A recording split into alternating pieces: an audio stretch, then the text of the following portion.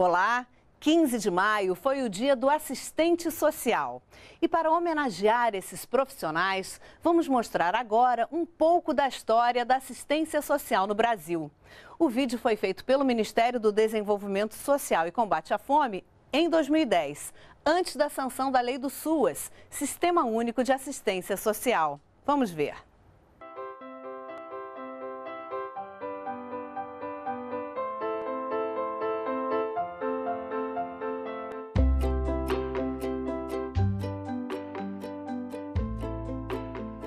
Desigualdade social, dominação econômica, faces de uma realidade que o ser humano conhece bem, bastou descobrir a posse. Essa história, porém, tem seu contraponto, a assistência aos pobres, uma preocupação que sempre esteve presente ao longo dos tempos e que se acentuou a partir da era industrial. No Brasil não foi diferente. A desigualdade social e econômica e a busca por justiça social se confundem com a própria história do país. História que permitiu que a política pública de assistência social seja hoje um direito garantido pela Constituição. Mas para chegar até aqui, um longo processo histórico de lutas e conquistas da sociedade brasileira precisou ser percorrido.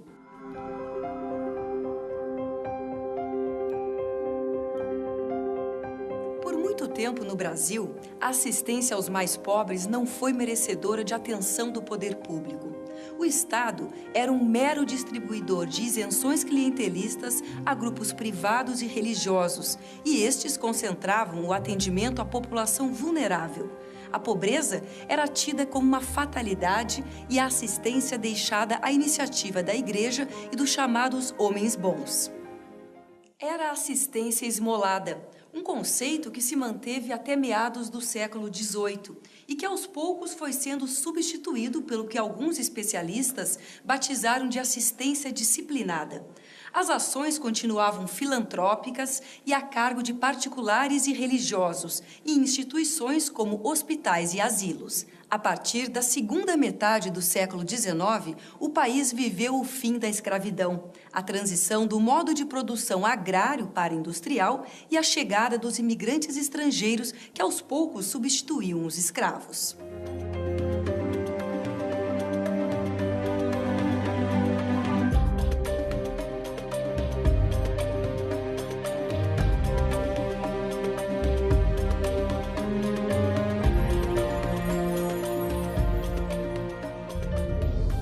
Surgiram o Mosteiro de São Bento, a Ordem dos Frades Menores e Franciscanos e a Hospedaria de Imigrantes, albergue público criado em 1885 para abrigar em São Paulo imigrantes recém-chegados. Em todo o sistema do Brasil colônia, recolhia-se esmolas, era um modelo português, a prática eles importam de Portugal, recolhia-se dos que tinham recursos, algum dinheiro, e aplicava-se esse dinheiro nas obras de misericórdia, como eles denominavam, eram obras sociais. No Brasil, o reconhecimento da assistência social pelo Estado aconteceu muito lentamente. A Revolução de 1930 conduziu a questão social ao centro da agenda pública. Na época, o Estado aumentou sua atuação na área social. Era uma resposta ao fortalecimento das lutas sociais e trabalhistas. Na era Vargas, o Brasil conheceu a força do governo federal no cenário político.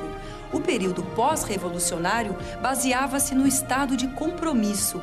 A ação pública no campo social aumentou. O governo criou o Ministério do Trabalho, Indústria e Comércio e a Consolidação das Leis do Trabalho, CLT. Surgiram ainda os Institutos de Aposentadorias e Pensões, os IAPs, peças de um sistema de previdência social baseado na lógica do seguro. O acesso aos benefícios era condicionado ao pagamento de contribuição. Essa legislação alcança o trabalhador organizado, o trabalhador do mercado formal, o trabalhador com carteira de trabalho, e ela deixa de lado qualquer ação de proteção social para os trabalhadores do mercado informal, para os pobres da sociedade naquele momento histórico.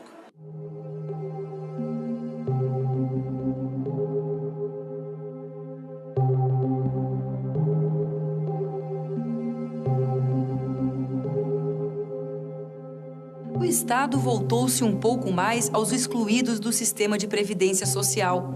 O amparo passou a ser dirigido aos que não conseguiam garantir sua sobrevivência. Foi nessa época que o governo criou a Legião Brasileira de Assistência, a LBA, e o Conselho Nacional de Serviço Social, o CNSS. Formado por pessoas indicadas pelo presidente Vargas, ao Conselho cabia avaliar os pedidos de auxílio e enviá-los para os Ministérios da Saúde e Educação. O valor do repasse financeiro era decidido pelo governo federal sem qualquer controle social.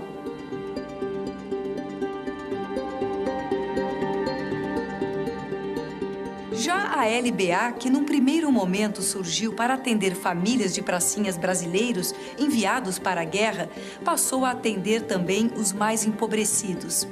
Primeira instituição de assistência com abrangência nacional, a LBA reproduziu na esfera pública o modelo assistencialista que já acontecia no campo não governamental, reforçando os laços de dependência dos mais vulneráveis. A primeira-dama, Darcy Vargas, adotou a instituição, que passou a ter no comando as esposas dos presidentes da República. Foi o início do chamado primeiro-damismo junto à assistência social.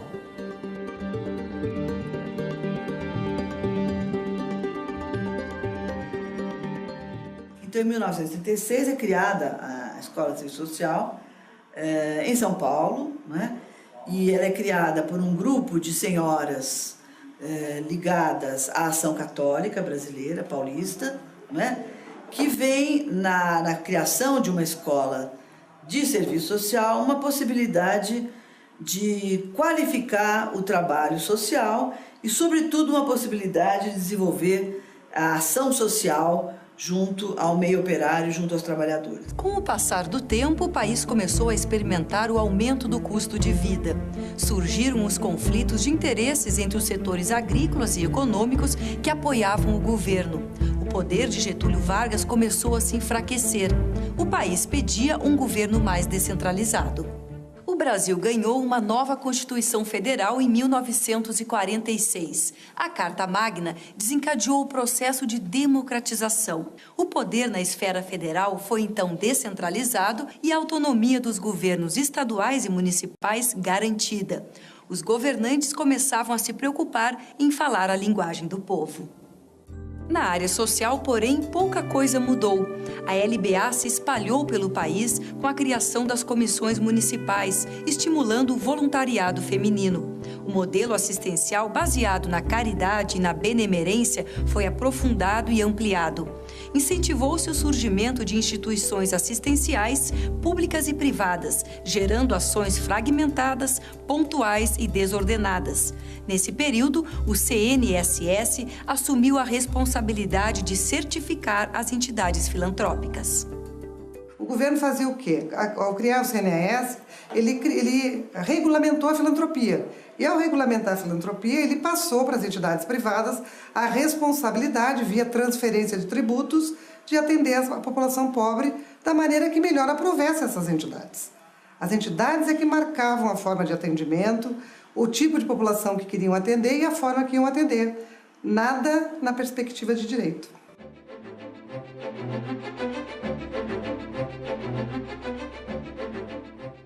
O golpe militar de 1964 marcou a vida do brasileiro pelo autoritarismo e pela retirada de direitos.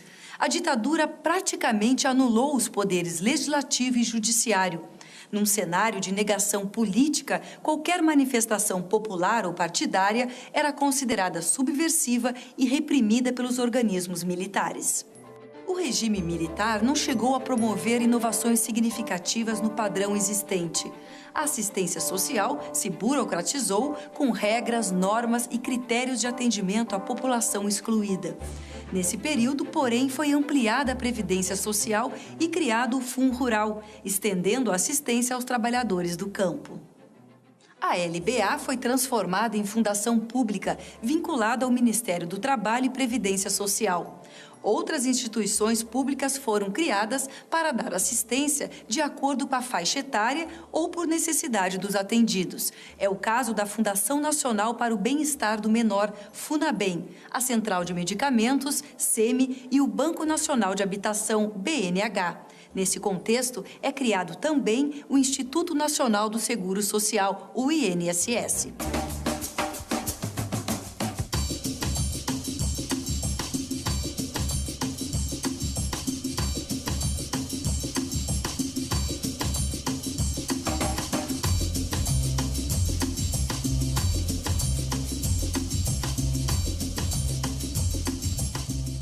Declaram manter, defender, cumprir a Constituição, observar as leis, promover o bem geral do povo brasileiro, sustentar a união, a integridade e a independência do Brasil. Com a Constituição de 88, a assistência social passou a ser reconhecida como política pública, integrante da Seguridade Social, ao lado das políticas de saúde e da Previdência Social. A estrutura da Assembleia Constituinte assegurou a ampla participação do povo na elaboração da Carta Magna. Os brasileiros participaram dos debates e apresentaram emendas populares. A Constituição representou, assim, uma ampliação dos direitos sociais. A proteção social foi reconhecida como direito do cidadão e dever do Estado. Esse projeto aqui é muito bom, traz inovações importantes, mas ele é insuficiente sem a participação popular. Esperamos que a Constituição seja cumprida. E a senhora está botando fé nesse cumprimento? Ah, estou, como não? O que antes era visto como problema de cada um ou coisa de pobre, passou a ser uma questão de todos. Uma responsabilidade pública garantida por lei. Pela primeira vez na história brasileira, o Estado determina que aqueles que não contribuíam para a Previdência também têm direito à proteção social. A saúde passou a ser universal e gratuita. 2 artigos, o 213 e o 204 da Constituição Federal de 88, escreveram de vez o direito à assistência social na vida dos brasileiros. Para alguns especialistas, o momento marcou o fim da travessia do deserto e o início de um processo de mudança em seu status legal e político. O avanço que a Constituição de 88 imprimiu na área de assistência social pode ser visto como uma ruptura à trajetória do período anterior. Mas o novo projeto não era auto-aplicável e o que foi prescrito na Carta Magna só iria tomar corpo nos anos seguintes, um processo lento. Afinal, era preciso regulamentar o que estava na Constituição. Quando a gente discute a Constituição, a gente esquece às vezes de falar dos milhares de assinaturas, né, das movimentações populares, né, das emendas populares que a Constituição teve. A Constituição, se a gente pensar no nosso Congresso Constituinte, tinha muito pouco possibilidade com aquele Congresso Constituinte de a gente ter garantia de direitos sociais. O que aconteceu foi um grande movimento da sociedade brasileira que saía de uma ditadura, clamava contra essa ditadura e queria ver garantia dos seus direitos sociais. O benefício de prestação continuada, o BPC, é fruto de emenda popular. Ao ser regulamentado, representou uma conquista das pessoas idosas e com deficiência, que passaram a ter direito à renda. E isso gerou muitos debates. Naquele momento, a categoria dos assistentes sociais estava muito envolvida, os órgãos da categoria, a Cefes, a BEPS, a dos estudantes, a Enes, estava absolutamente envolvida. Vários seminários aconteceram, os trabalhadores da LBA também se engajaram nessa luta pela constituição da assistência social como política pública. A lei final ela é uma grande negociação para poder ser aprovada naquele momento. Foi a Lei Orgânica de Assistência Social, LOAS, que regulamentou os artigos da Constituição Federal de 88, que trataram da assistência social, garantindo o modelo de gestão e de controle social de forma descentralizada e participativa. A LOAS extinguiu o Conselho Nacional de Serviço Social, CNSS, e instituiu o Conselho Nacional de Assistência Social, CNAS. A nova instância, com a incumbência de fiscalizar a política de assistência social, adquiriu formação paritária e caráter deliberativo.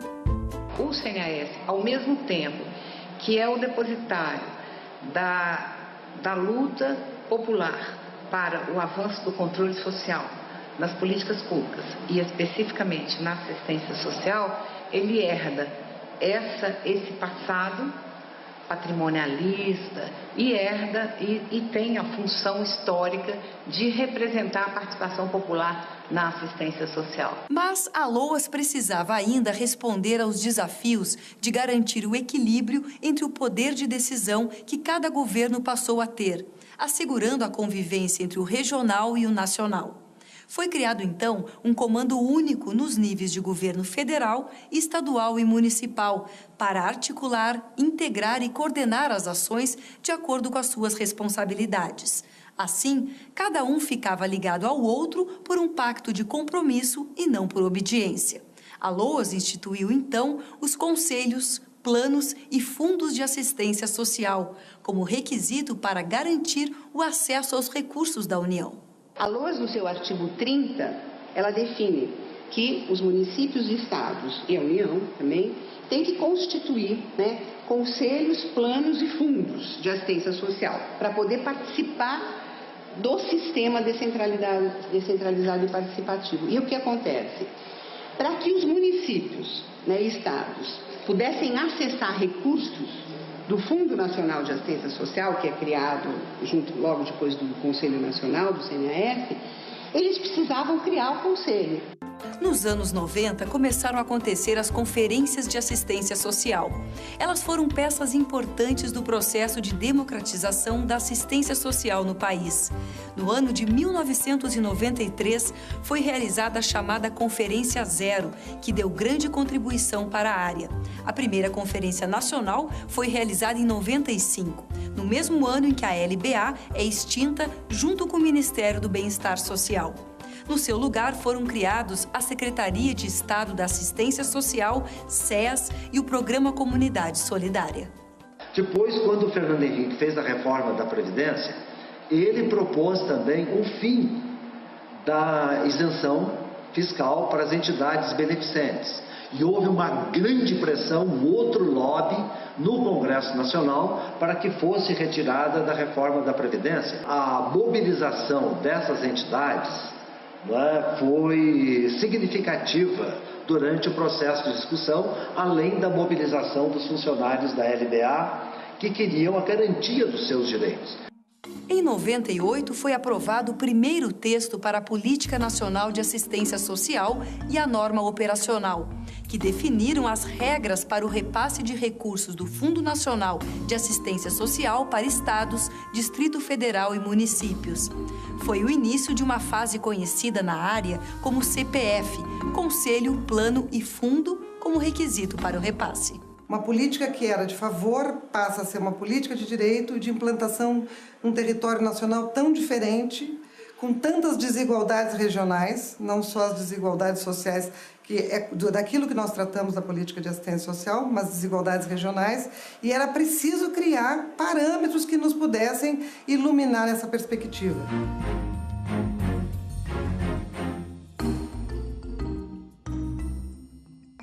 O ano de 2003 foi divisor de águas para a política de assistência social. A implantação do Sistema Único de Assistência Social, o SUAS, foi a principal deliberação da 4ª Conferência Nacional. Após 10 anos de regulamentação da LOAS, o novo texto da Política Nacional de Assistência Social definiu as bases para a implantação do novo modelo de gestão. O Brasil entrou em uma nova fase de fortalecimento do Estado e de defesa dos direitos socioassistenciais. Foram instituídos serviços, programas, projetos e benefícios socioassistenciais de transferência de renda, como o programa Bolsa Família. O SUAS representou um avanço para a organização descentralizada e participativa da política pública de assistência social. A aprovação da norma operacional básica, a chamada NOB-SUAS, pelo CNAS no ano de 2005, reafirmou o Pacto Federativo e começou a traçar o novo modelo socioassistencial no país.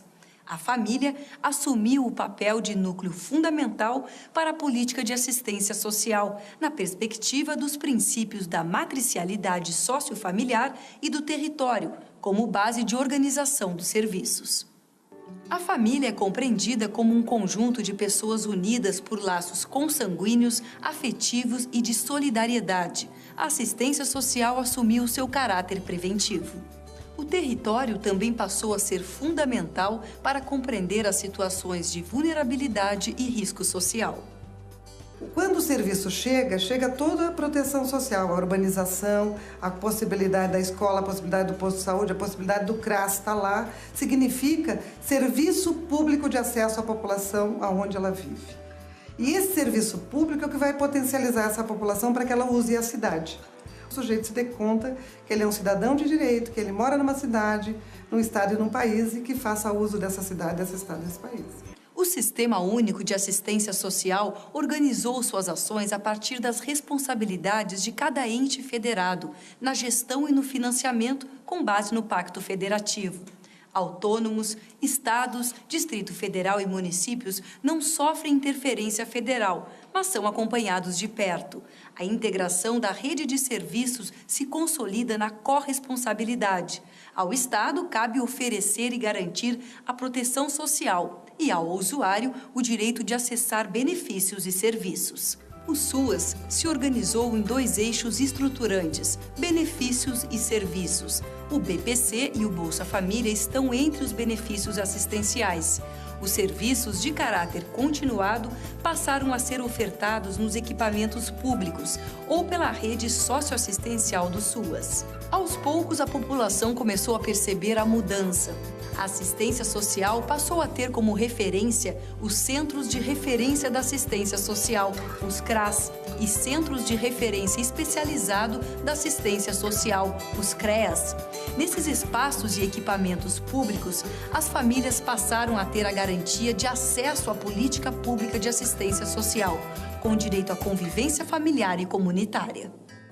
Em 2010, segundo o IBGE, 100% das cidades brasileiras possuem estrutura da assistência social. Na primeira década do milênio, milhares de brasileiros saíram da linha de pobreza, começaram a ter acesso aos serviços e benefícios da assistência social e descobriram: onde a esmola termina, o direito começa.